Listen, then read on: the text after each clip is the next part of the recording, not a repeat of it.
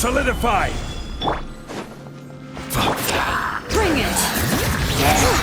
Settle down!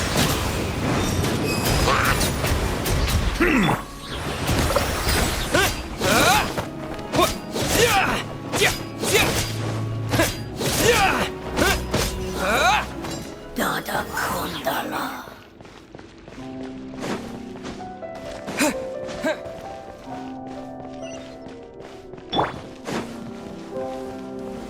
Gather! What? The floor here isn't safe.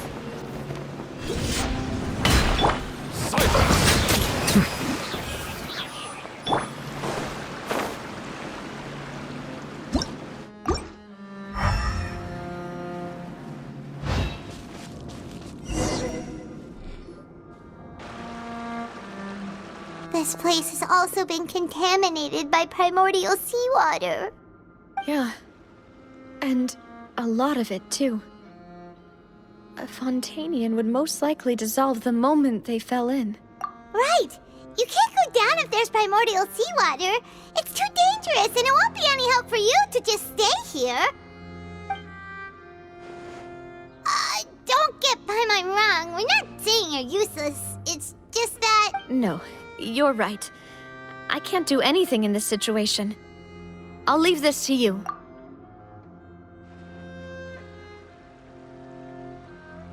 That complicates things. Maybe the only way left is forward. In that case, do you want to wait for us here? The water levels here are unstable, and there's a chance the water will rise. So staying here wouldn't be safe either. I'll go together with you. Perhaps we'll find the exit just up ahead. All right. Come with us for now then, but please be careful.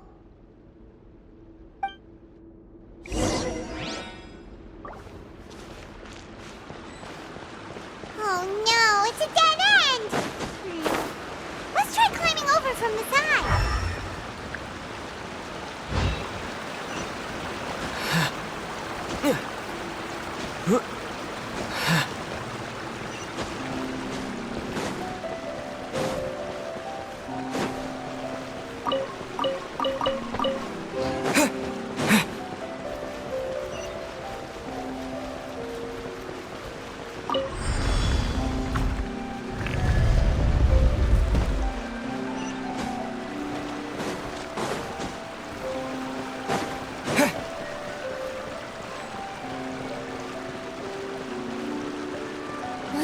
Wait!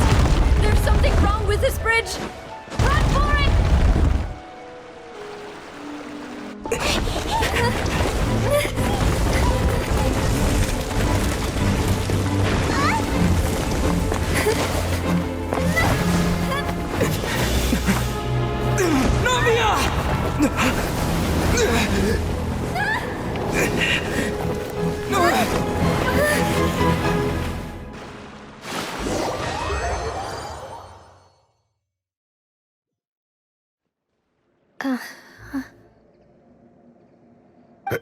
Demoiselle? Huh? Demoiselle, what are you doing here by yourself? Would you be standing here till dark if I hadn't come to get you? Maybe she just wants some time to herself, Malus. Oh, was I sleeping? Yes, it would appear so. I must be tired. That's quite possible. However, you were the one that suggested we go out for a walk. Oh, right. I nearly forgot. It must have slipped my mind when I dozed off. I haven't had a nap today yet. Have I? This is a familiar feeling, yet something's a little strange. Is something the matter, Demoiselle? Oh, no. No, I'm fine. I was just trying to recall why we came out for a walk. Do you remember Mr. Giverny? He'd requested our help before with foreign merchants who had a debt dispute with him, and we'd resolved the matter not long ago. We were headed to see how things were going with him at the moment. Ah, right. Yes. I remember now. Oh, Miss Navia. Ah, Mr. Malus, and Mr. Silver, too. It's good to see all of you. How have you been? I've been great. Thanks to your help, those bothersome merchants finally realized that I wasn't the one they were looking for. Why, I wasn't even the guarantor for that person. They were knocking at my door day and night. Even my neighbor, Obina, was getting fed up with them. Sometimes force is required to calm someone down and get them to listen to what you have to say. That's right. Oh, by the way, Burnett, what was it that you wanted to give to Miss Navia again? Oh, yes.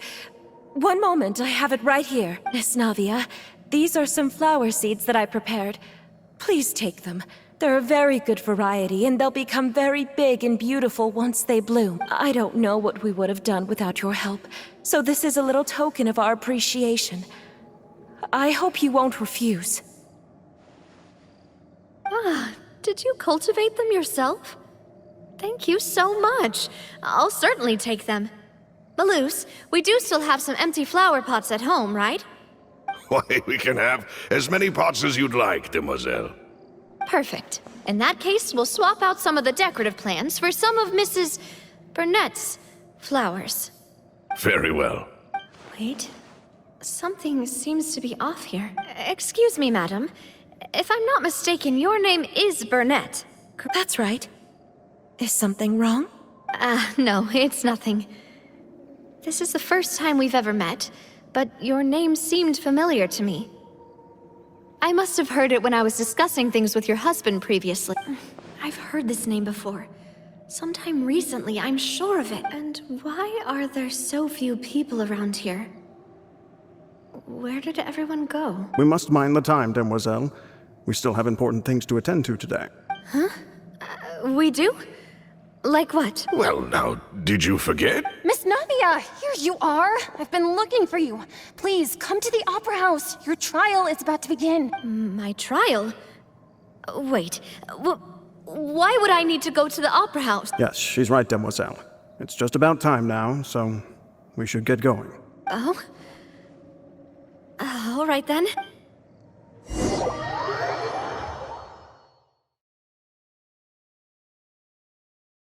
Look, it's Navia! She's here! And her two attendants are with her. Goodness, everyone's finally here. There sure are a lot of people here to see the trial. And they all seem to be oddly excited about something. I even know some of these people. Karina, Desiree, Joyville, Jolien, Essen. Why are so many people here? And why do I have no recollection of this case? And as for the judge... huh? Where's Monsieur Neuvillette? Please sit in the defendant's seat. Don't worry, Silver and I shall accompany you. All right. But are you sure you can stand behind me? Typically, it wouldn't be allowed, but today is an exception.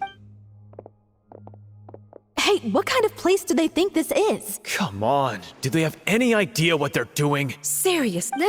Enough with the whispering! Could someone please tell me where Monsieur Neuvillette is?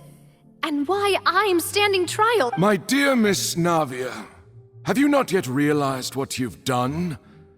In that case, allow me to explain. As all here know, you are Master Callus's successor, the head of the Spina di Rosula, someone held in high regard by every soul in Poisson. After you took over the Spina, you treated all of us just like the late Master Callus had. If anyone in need reached out to you for help, you responded. Not only you, but your butler, your subordinates, nearly everyone in the Spina di Rosula fought for the well-being of those in Poisson. Wait a moment. Aren't you just proving that I'm a good person? Yes, correct. Absolutely right. And that is why you stand accused. You have helped so many people get through so many difficulties. You are one with us. We are inseparable. We are one big family, all of us who are from Poisson, inextricably linked. And with you being so important, we couldn't possibly do without you. Therefore, this fair and honorable court shall declare you guilty, and you shall stay here. You will be together with us forever. Huh? What are you saying? Everything you have said is correct. I have indeed done a lot for my hometown, and I would be willing to be with you all, but what is the purpose of having me stand here like this? What is there to discuss? Ah, well, if that's what you think, then I have no further comments. How wonderful, Miss Navia! I know all these people. Why are they laughing? I seem to remember now. Yes, I get it. This trial is... Wait just a moment. This isn't right! Malus? What was that, Mr. Malus? Our conclusion is very clear and unanimous. Let the court judge her now. She's guilty! Stay here, Navia! You're one of... Demoiselle, don't admit guilt. This trial means to keep you here forever. I wish to exercise my right to defend Our Lady. Mr. Joinville, you only know of Navia's goodness, but nothing of her utterly independent mind. She was born a free and independent spirit. She has never been tied down by anything. Indeed, even the death of Master Callus couldn't stop her. Her actions cannot serve as proof that she identifies herself as part of any group. She merely acted as an individual, extending her hand to help others. Please do not mistake her actions as being otherwise. Really? As an individual, you say? Don't forget, we are all Fontainians here. This is the nation of justice, the nation of Hydro. Even if Miss Navia only voluntarily rendered her assistance, that doesn't change the fact that her beautiful soul must return to everyone. Water accepts all, blends with all. It will surely accept her kindness. Everything is measured here in the nation of Hydro, and in the end, everyone shall meld together. Thus, when a unanimous opinion emerges, that opinion represents justice. Now, I speak for everyone. Our opinion is consistent. Navia should stay. We and Navia are one. And you would call this justice? Preposterous. You are merely jealous that Demoiselle still has a chance to exist as an individual. Have you forgotten how much you all once longed to become individuals, to become independent? Do you mean to defy our justice? If your justice is flawed, then why should we acknowledge it? As you said, we can also have our own justice. Silver and I shall defend Demoiselle. And that is how we will enforce justice. Ugh, my head... It hurts. Demoiselle! Silver, it hurts. My head is spinning. All I can see is stars swirling in front of me. I remember now. Everything that seemed odd from the very beginning. Karina, Desiree, Joyville, Jolien, Essen, and Mr. Giverny and Mrs. Burnett, who we met earlier. Even Malus and Silver. I don't want to admit it, but they're all dead. Don't be afraid, and don't admit guilt. We will protect you to the very end. Absurd! Who are you to say that she cannot be judged? We are the majority, and in the nation of trials, the majority is absolute justice. We are the will of all. Don't let them escape! We shall keep Navia here with us! Mr. Malus and Mr. Silver, must you be so stubborn? How could the two of you possibly hope to stand against the collective? Do not resist. This judgment is fair and just. Navia belongs to us. After all that happened, she should not be left alone in Poisson. What are you saying? No more excuses! He says we're jealous. Jealous? How could she possibly be an independent individual? What's with these people? Who's jealous of her? She belongs to us! Miss Navia, she... Silence! That's... Monsieur Neuvillette! Such commotion is prohibited in the court. The accusations you just presented are nonsense and cannot constitute a proper trial. The court will adjourn for the rest of the day. In this, I shall hear no objections from any unauthorized party. Our thanks, Monsieur Neuvillette. Please leave with me, Miss Navia, while there is still time. But... Go on now, demoiselle. This is your only chance to leave this place. What, can't bear to leave us behind or something? Malus. My apologies. I couldn't resist making one little joke once I realized that this shall be our last goodbye. Malus... Silver... Quickly, you must come now! Goodbye, demoiselle. Farewell.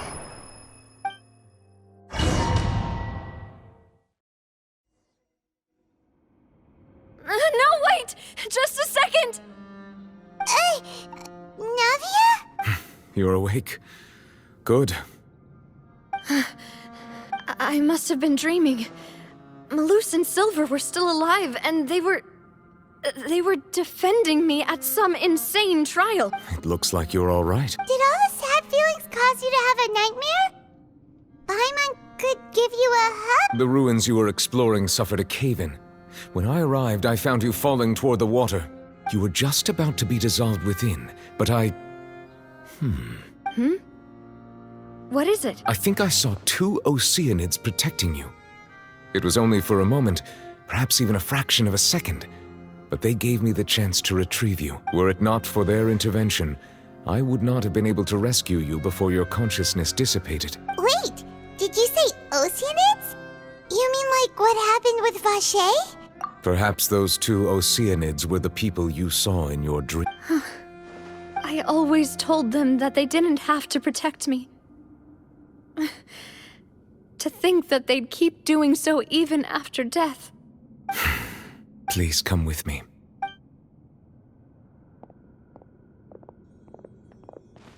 Neuvillette, are you okay? Oh, I am quite all right. Perhaps there's something we could chat about? Why do you look so stiff all of a sudden? Oh, Paimon knows. You're the type who feels awkward when there's nothing to talk about, right? I merely thought that we should give Navia some time to herself. Huh? Why didn't you just say so then? Don't you think it's even more awkward to call us over like this and then have nothing to talk about? I suppose so. Ah, Sigewinne. I hope all is well with her these days. Her work in the Fortress of Meropide has not been too much for her, has it? No way, don't worry. She's doing fine down there. She's an amazing head nurse. I see. Well, that is good.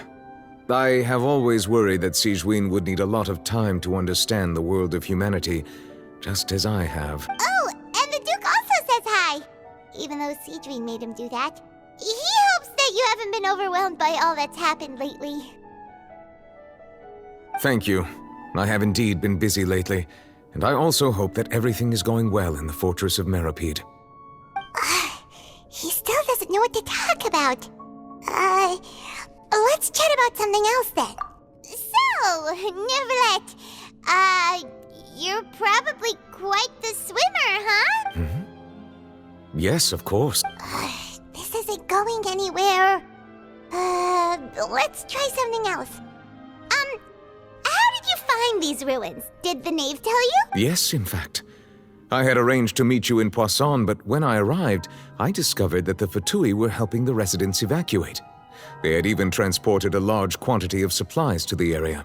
Amid my astonishment, I ran into the knave, and we had a chat. She informed me that she had asked you to investigate the ancient ruins here. Yeah, we originally planned to meet up with you, but we thought you might still be busy with all those official documents. We didn't think exploring the ruins would take very long, and who would have thought you'd wrap things up so quickly?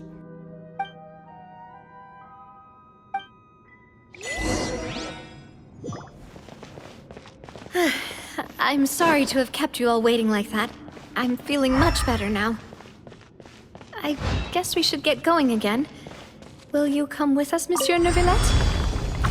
Yes, if you wouldn't mind my company. All right! Another one joins the party! Let's get going then!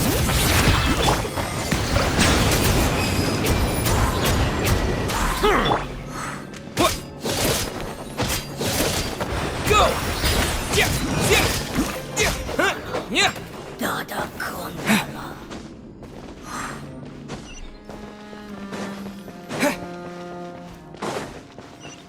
Oh no! Another unstable path! Watch your step!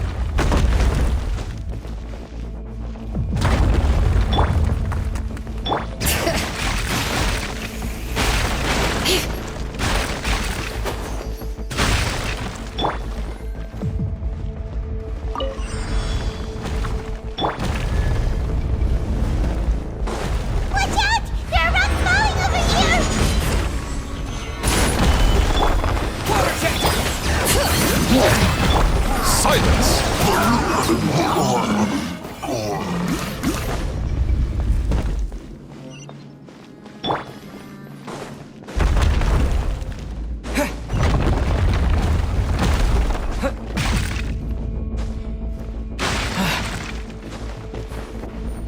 It seems we're almost at the top. Keep it up!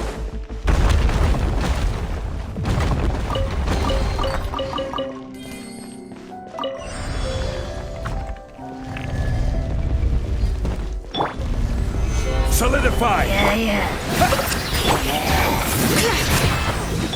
Settle down! Be sanctified.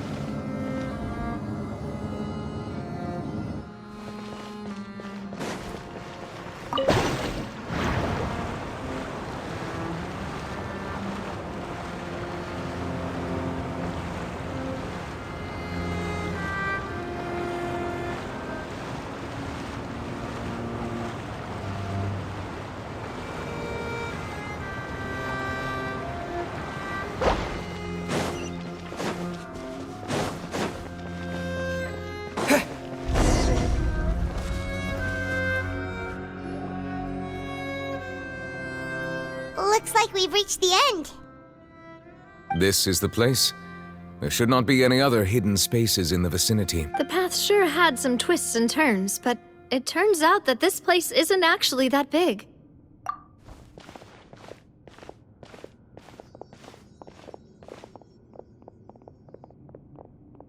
Stone slates. It seems like they were put here as an offering.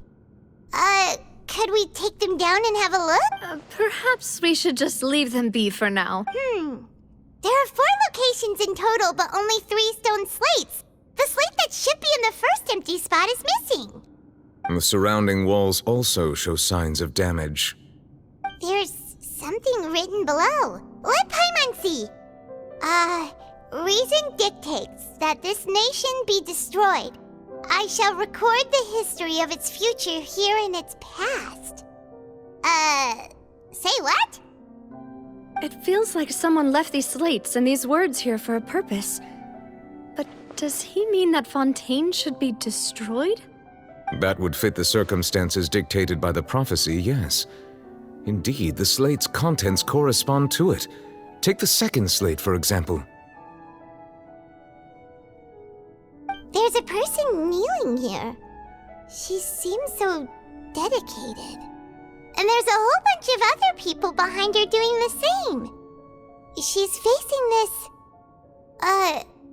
what is this? Some kind of island in the sky?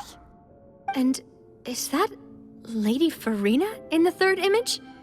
Did the Hydro Archon fall into the water? And is that a ring of people around her?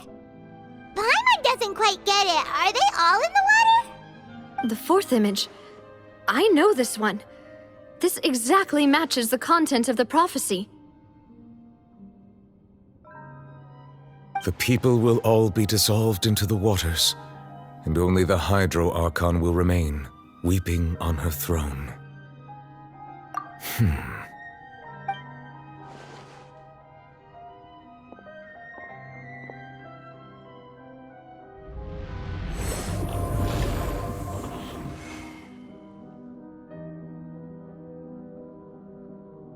More information should be hidden in these slates, but I fear I cannot easily uncover it, most likely due to us missing the first slate. I am very sorry. Don't blame yourself, Monsieur Neuvillette. Deciphering ancient stone slates isn't one of your duties. Ooh, Paimon's getting the chills just looking at these slates. This says that it's the history of the future, right? That means the prophecy's sure to come true. I really hope it doesn't mean that. Still, Paimon feels like these images are kind of weird when you look at them together.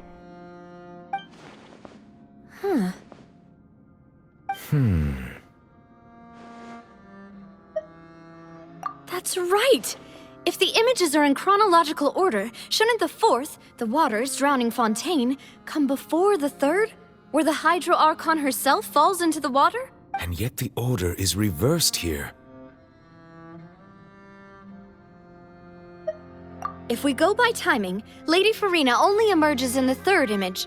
That means that the person in the second image might be the previous Hydro Archon. Egeria, then. I had never met her, but her appearance here does match the records. The previous Archon kneeling before the floating island in the skies, as if confessing a sin. Did she herself commit that sin? And if not, why would she be in such a posture? Also, I'm still wondering why these ancient stone slates are here at all. Judging from their contents, could this place be the origin of the prophecy? Does that mean that someone, or some people, once saw these slates? But who would have created these slates and left these words here?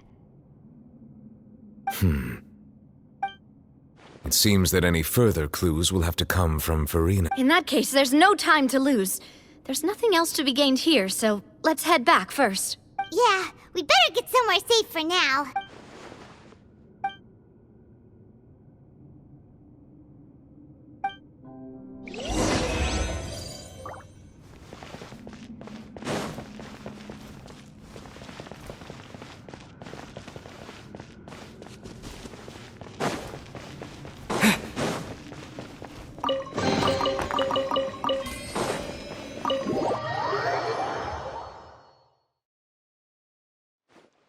Let's split up here. I'm going to check on what's happening with the Spina. You know how it is. There's some things you just need to be there for yourself. You still have energy for that, Navia? Paimon's already beat. Just head back to the Fleuve Cendre and have a rest then. Thanks for keeping me company all this time. I'll depart as well. Thanks for your hard work today. Rest well, everyone. Traveler, I will go talk to Farina tomorrow morning to ask about the stone slate. I'm sure that you're concerned about this matter as well. If you have time, drop by my office. I will share the results of our discussion with you. Are you really gonna talk to her about this directly? Will that be a problem? Paimon's getting a little scared now that it's come to this. She has long been harboring secrets and will not give them up easily, which makes it all the more my duty to ensure that she understands the present situation. Alright, we'll leave it in your hands then. You're probably the best person to talk to her anyway. I will be carefully considering my words tonight. Traveler, Paimon, our safe house at the Fleuve Cendre is always open to you as ever, so please don't think you're an imposition. All right, I'll be on my way then.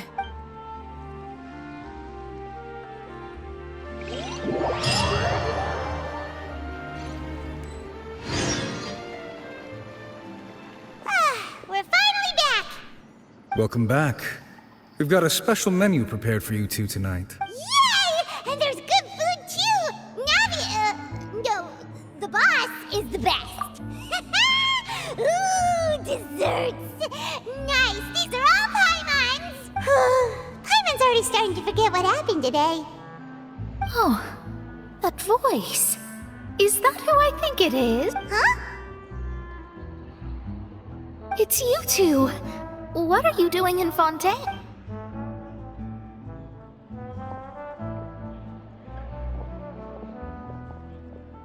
Mona?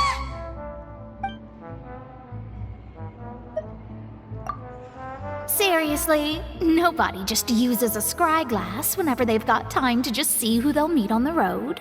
Still, we didn't expect to see you here.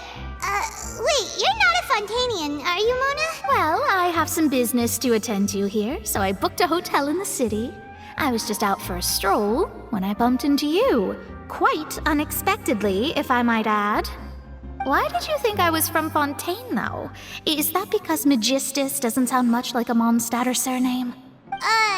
Yeah, let's go with that. Well, I used to have my own surname, which was, well, some other thing. Either way, the old hag told me when she took me as her disciple that the first step to being a great astrologist's pupil was to change that name. There was nothing for it, really. She really is amazing at astrology, so I changed my name to what it is now according to her wishes. To my surprise, however, Magistus is not the name of some ancient house or clan. It isn't? Nope. Although it is used by us in place of surnames, it generally just means great. Wow! Imagine including a boast in your name. Wait, are you gonna have to put that into your genealogy as well? I reckon so. In any case, I'd give my disciple a name like this as well, if I were to take one. Astromancer Barbeloth Trismegistus. Whoa, that's a long one. Does it also mean great or something? My name means Mona the Great Astrologist. As for the old hag, hers is, in plain speech, the thrice-as-great Scholar of the Stars. Just take it as a title specific to astrologists. Thrice as great? That's so petty. I know, right? That's just how she is. She used to call herself Magistus, actually, but when she took me in, she changed her name to Trismegistus. Talk about excessive. Magistus is thus the calling card of our school, so to speak, which makes it about the same as a surname.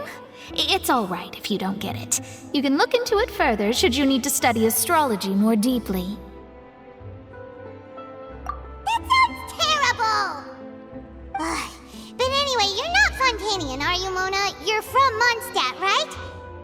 Well, I was born in Mondstadt, yes. My parents migrated to Dornman Port, and I traveled with the old hag for a while, after which I settled down in Mondstadt City. Whew, that's a good thing then.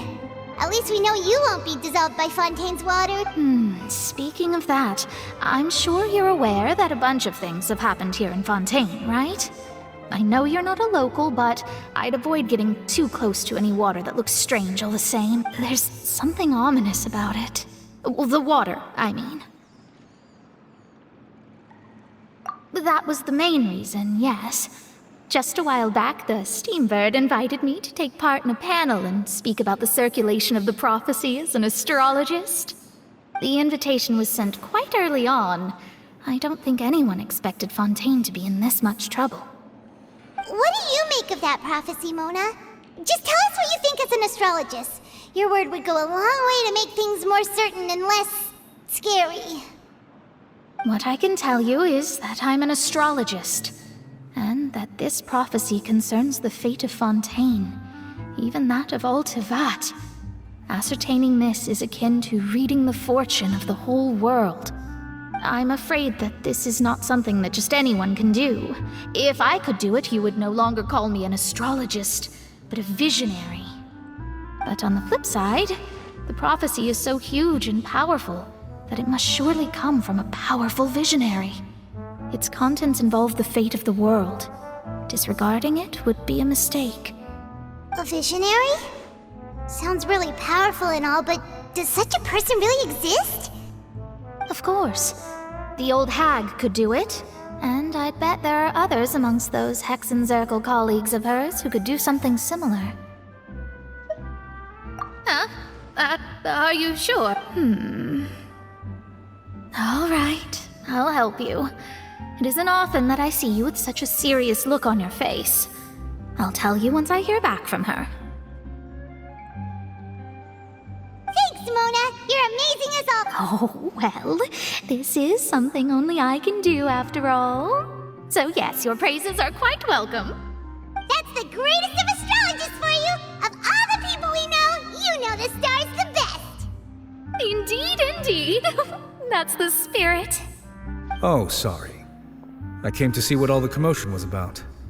If there's anything you need, do not hesitate to inform the Spina di Rosula. Oh, whoops. Guess we were getting a little too carried away there. Well, I'll go tend to my own business now. If I receive any news, I'll be sure to come find you two again. And there she goes, quick as rushing water. And here we are with the Spina guy giving us suspicious looks. If Paimon hadn't spoken for you, it'd be you getting all the weird looks. The things Paimon does for you. That's more like it.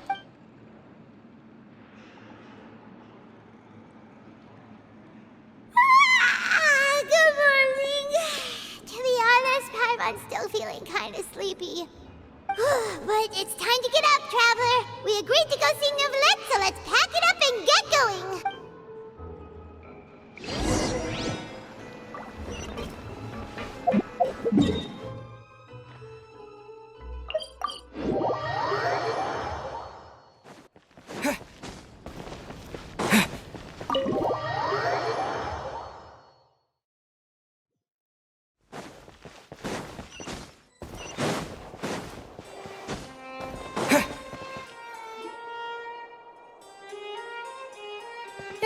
You're here! Finally! Is something wrong? Monsieur Neuvillette and Lady Farina, they seem to have gotten into a dispute. Please go see for yourself.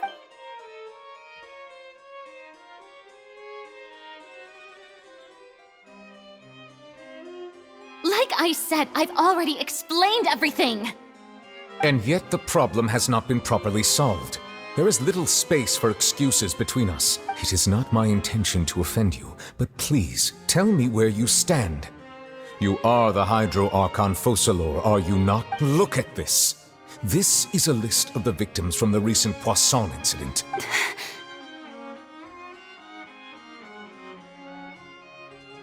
You mean... they're all... We did not arrive in time to avert this disaster, and I will not have it happen again. I will say this once more. You must tell me everything you know. Yesterday, I found 3 stone slates in some ancient ruins near Poisson. Do you know anything about those? Seriously? You're questioning me like this is a court case now. I don't know anything about that, but you found them in some ancient ruins, you say? That's correct, which is why I came to ask you some questions. There should have been 4 slates, but one of them was missing. The other 3 feature different images that seem to correlate to the prophecy. The prophecy? The second of these slates depicts the previous Hydro Archon Egeria kneeling before a floating island in the sky, as if confessing something. Do you know nothing of this either? I don't. I've never seen such slates. I'll ask you again. Do you really have no information regarding the previous Archon? My deciphering of the slates indicates that the Hydro Archon Egeria once had to confess to, or apologize for, a certain sin. If anyone would know about it, it should be you. All gods don't have the same secrets, you know. She was herself and I'm me. Is it really so strange that I know nothing? I understand your concerns, but I'm sorry. I just don't have anything to tell you. Forgive me for saying this now, Lady Farina, but I have long known of your various secret investigations into certain matters. There are several indications that you have been investigating the prophecy on the sly. This is not strange in itself, considering that you are the Hydro Archon. But it is strange that you should also claim to not know any of Egeria's secrets, as well as do nothing following your inquiries. You have never been as superficial as you have presented yourself to be, nor are you a fool. And yet, your behavior is very inconsistent.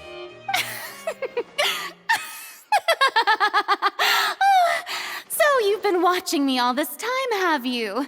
I I didn't think you were that type. Well, since you know about my secret investigations, then you should know I'm actually working to take care of it. There's no point questioning or suspecting me. You're the Eudix, but you're still my subordinate. You should be following my lead. Just trust in me, your Archon, and do as I say. Never mind whether you can truly convince yourself to or not. It'll all turn out fine. That's all I have to say. We do not discuss this matter again. Oh, the opera's about to start. Toodles!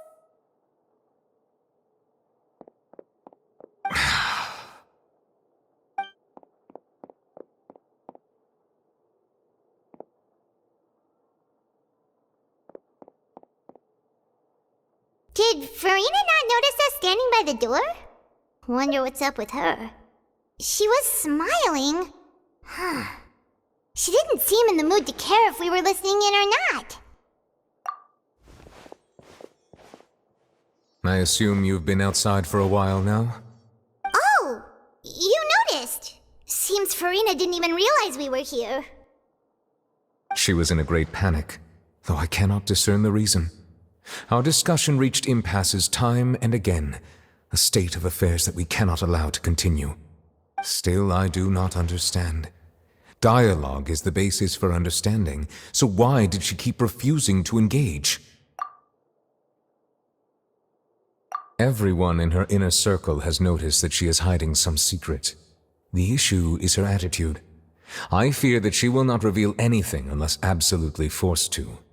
We may have to create a situation in which she will have no choice but to speak. Oh? Like what? Normally, people will only reveal the truth when standing trial. Perhaps we must have the Hydro Archon experience just such a scenario. But Farina's seen so many trials, and she's really good at dodging questions.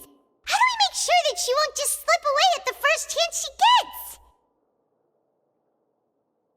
We will need to consider this thoroughly, join forces with various parties, and then do what we can. If at all possible, I would prefer to recuse myself from this affair, but we must prevent the prophecy from coming to pass. This may be cruel to her, but all Fontaine is in crisis.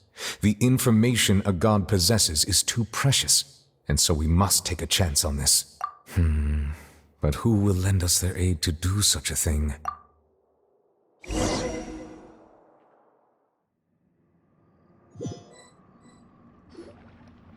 Well, that's everyone, huh? Speaking of which, it was pretty smart of you to think of hiding here. Poisson was just involved in a disaster, so it's presently devoid of people. That naturally makes it the best choice. And here you are drinking tea like it's the most natural thing in the world, huh? That's what family should do. Sit and enjoy a leisurely time together. It's nice to enjoy tea here, you know? Care for a cup? Lend me your ears, everyone. Or perhaps one of you might like to start us off.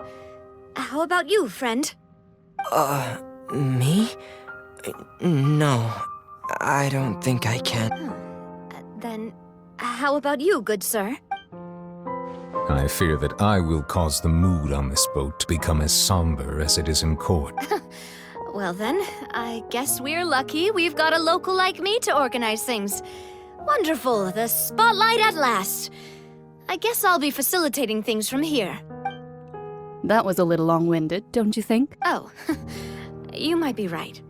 Anyway, to cut to the chase, our friend here, the Traveler, has brought us together to discuss something. As for what that is, well, let's start by saying that we'll be pooling our efforts together to create a series of traps. Oh, how intriguing. Well, it's just an expression, really. One that I just learned from Chlorand, and used on the spot. So, let's invite her to explain in detail. A round of applause, please. Huh? Didn't you say that you would be facilitating this? Oh, come now. Your work doesn't involve much public speaking, right? This is a good chance to practice. You might even pick up some fancy oratory tricks to impress your boss with in the future. I see. And what does my boss say? He is glad that you consider him your boss. Do go on.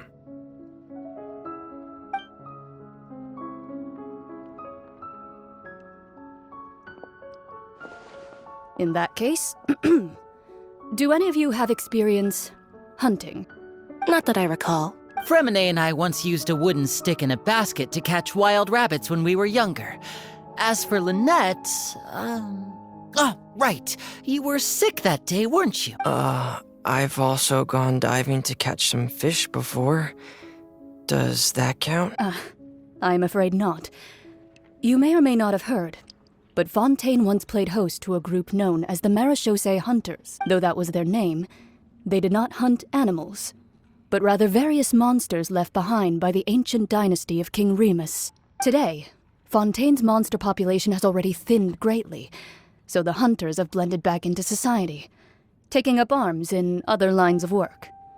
They even left a unique methodology of hunting in their wake. A trap comprises of the following components: bait, a trigger, and a containment device. Sometimes a lethal implement will also be necessary to deal with the prey. So, if we were to build a trap together, right now, what would you choose to build it with?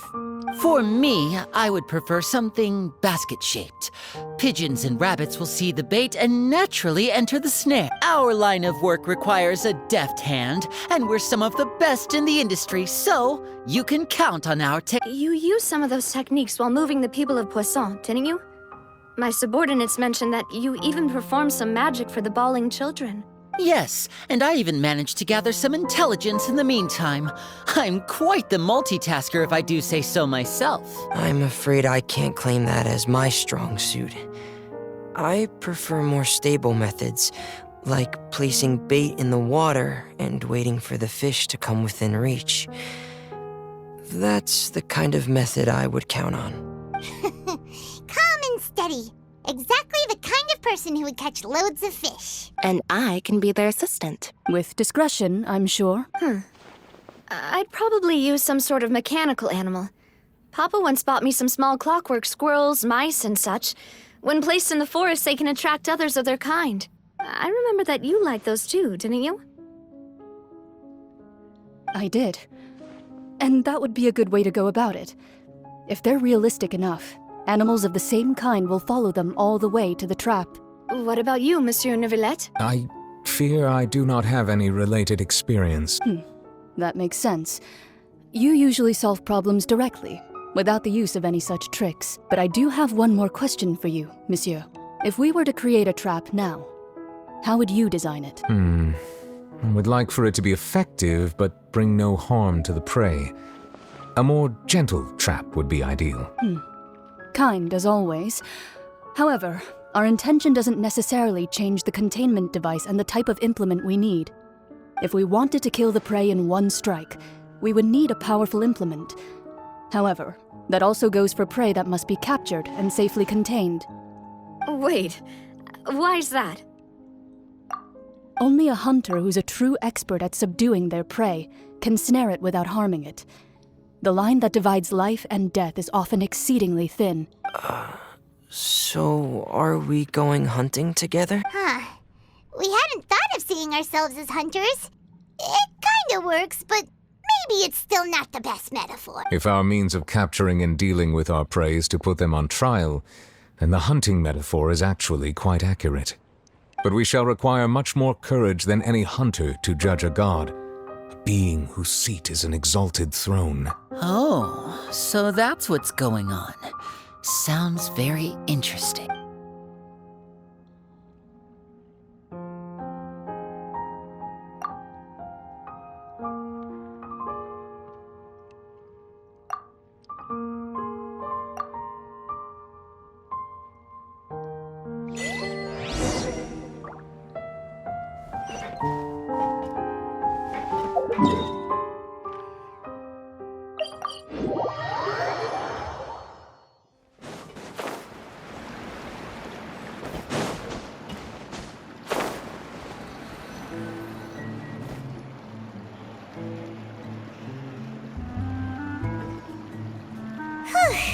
It's been a tough few days, hasn't it? So much has been happening. Paimon didn't think the meetings would go on for so long, but everyone seemed pretty fired up, huh? Paimon thought they'd be at least a little frightened. Well, Fremine was, now that Paimon thinks about it, but everyone else just looked a little surprised. Well, it's hard to say. Paimon doesn't have any experience with this sort of thing. But with you around, Paimon sure will do great. After all, you're the most reliable person in the world, aren't you? Did you just pour some tea? Paimon didn't notice you doing that at all. Then what's that? Paimon's never seen that cup before. Don't be frightened. I'm just joining you two for tea. I merely refrained from saying anything till now. Who's that voice? But there's no one here. Aw, have you forgotten me already? Wait, you are familiar. You're the voice we heard from the sky in Sumeru. The voice from the sky, I fear that description is wrong. Though, not completely wrong. You're feeling lost now, just as you were feeling previously. I sensed that confusion and thus came to you. Guiding people is an irresistible hobby of mine, after all. Consider me a passerby, just accepting a commission from my friend's disciple on a whim.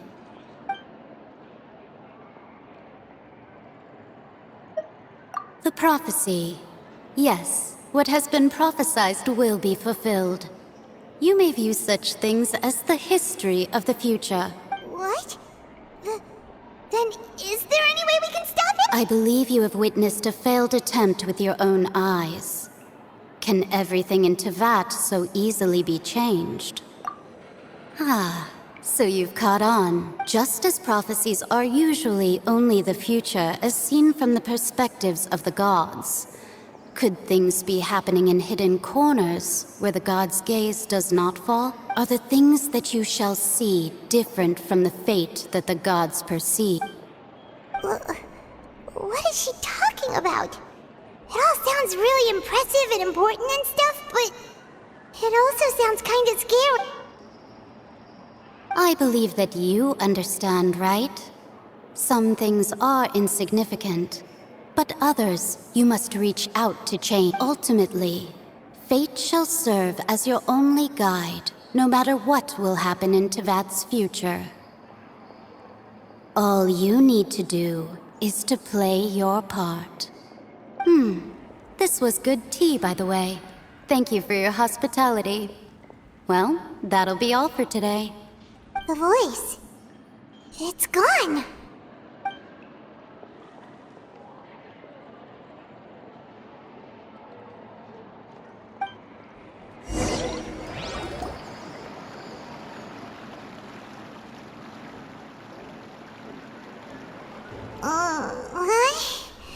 I want to hear someone talking.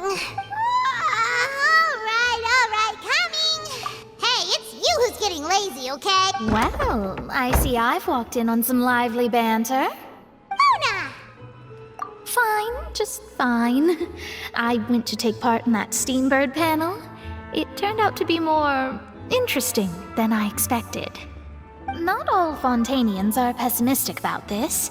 One journalist mentioned that sitting around and waiting for the end to come would be wrong, and that they should make their own rescue preparations. I agreed, so we had a brief chat with her. Did she have pink hair by any chance? Why, yes, it was Charlotte. I assume you've heard of her, no? That daredevil journalist? I'm in full support of her view. Prophecies are very important, but how can people allow their lives to be commandeered by just a few words? That's right! Paimon's glad to hear something sensible for once. Yes. About what we had discussed before. I did try, but I'm afraid I couldn't reach the old hag. I'll try again tonight, but I wouldn't get your hopes up.